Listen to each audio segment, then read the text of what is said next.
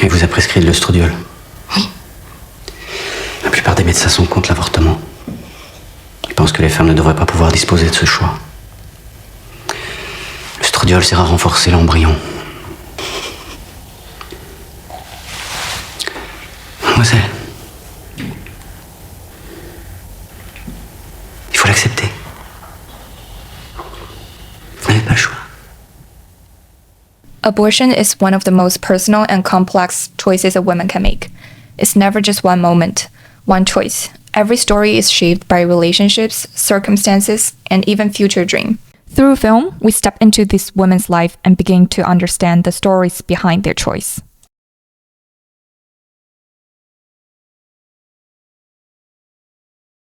Almost every movie I watch about abortion has one thing in common.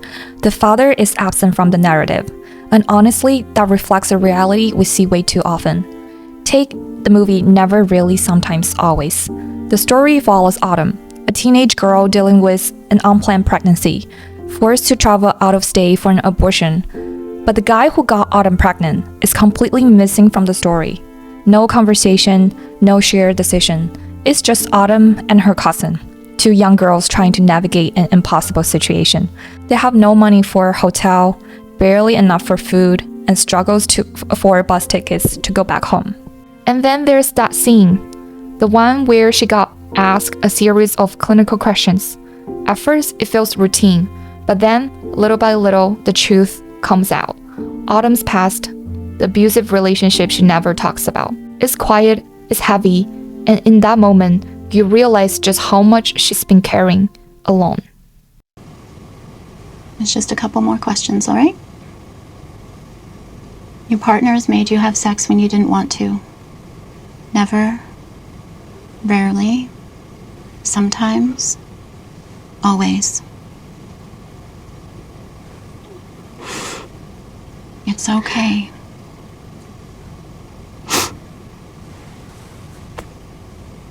Then there's Anne in the movie Happening. The guy who got her pregnant tells her not to say anything around his friends. He doesn't offer any help and leaves her to deal with everything emotionally, physically, legally. The movie takes place in 1960s France when abortion was illegal. Women like Anne had no safe options. They had to risk everything. Abortion remained illegal in France until the Veil Law was passed in 1975. Before that, women faced dangerous procedures, legal consequences, and complete isolation. It's devastating, yet painfully too familiar in a world where abortion rights continue to be challenged.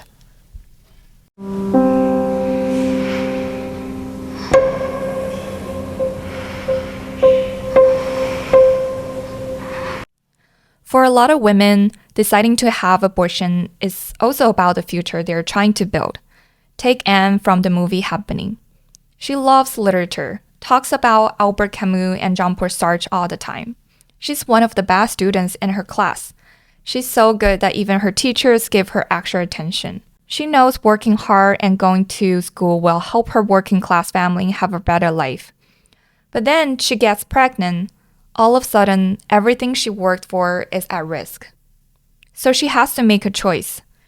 She decides not to have the baby, not because she doesn't care about motherhood, but because she knows having a kid now means giving up the future she's been working for.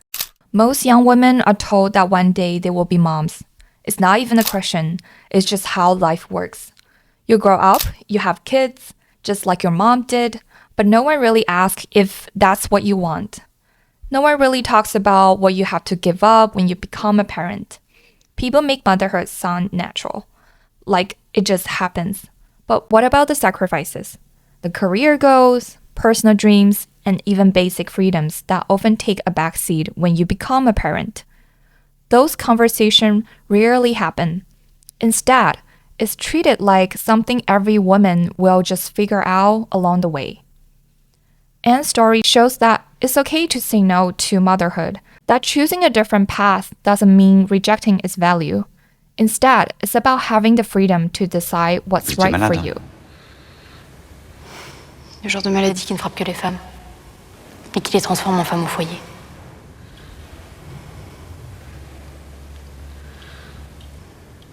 Je vais écrire.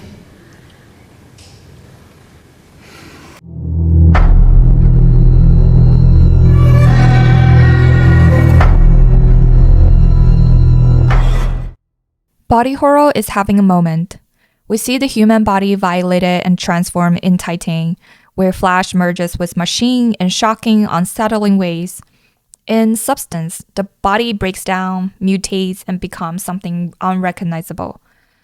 These films are disturbing because they tap into one of our deepest fears, losing control over your own body. And that fear isn't just something out of our high-concept film. When abortion is illegal or just impossible to get, women turn to desperate measures. In Happening, there is a brutal 4-minute scene where Anne, completely out of options, tries to end her pregnancy herself.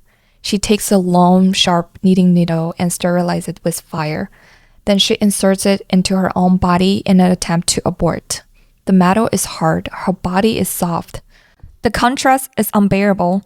You feel the tension and her pain. It's so graphic you might have to look away and cover your eyes.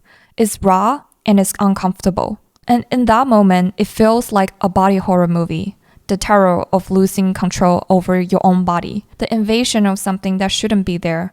But for millions of women, this isn't just a movie or genre. It's their real life.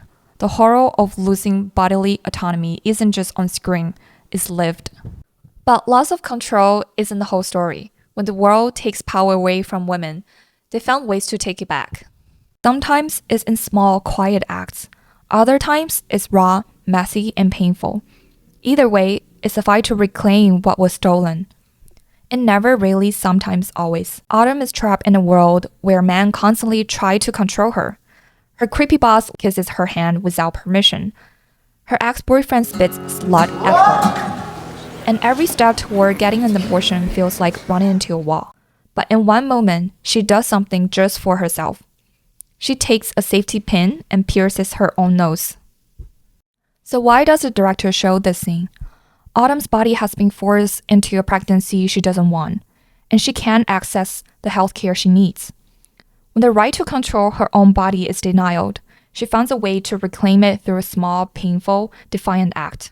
Director Eliza Hittman explained in an interview, she's reclaiming her body after finding out that she's pregnant.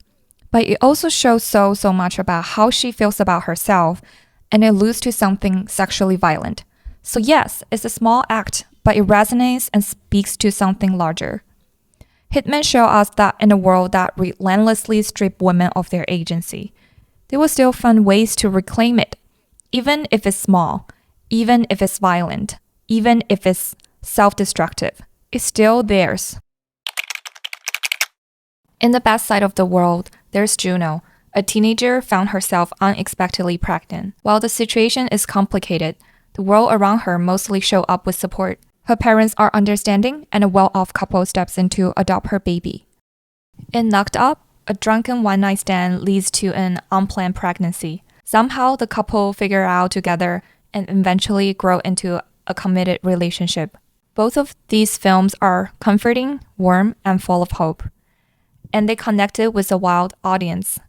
Juno made over $232 million at the box office, while Knocked Up pulled in around $219 million worldwide. In the worst side of the world, some films show us a very different reality. Stories where support systems break down and people are left on their own. These films didn't perform nearly as well at the box office. The movie Happening made $1.6 million worldwide, and the movie Never Really, Sometimes Always earned just $890,000. We all want to believe in the best case version. We all hope the best things will happen. But we also have to look at the worst. Because if we only tell the hopeful stories, we risk pretending the painful ones don't exist. Thank you for watching my first YouTube video. Abortion is a big topic and it's not always easy to talk about. So thank you for getting through this video with me. I really encourage you to watch these films and sit with what they're showing, and hope it gave you something to think about.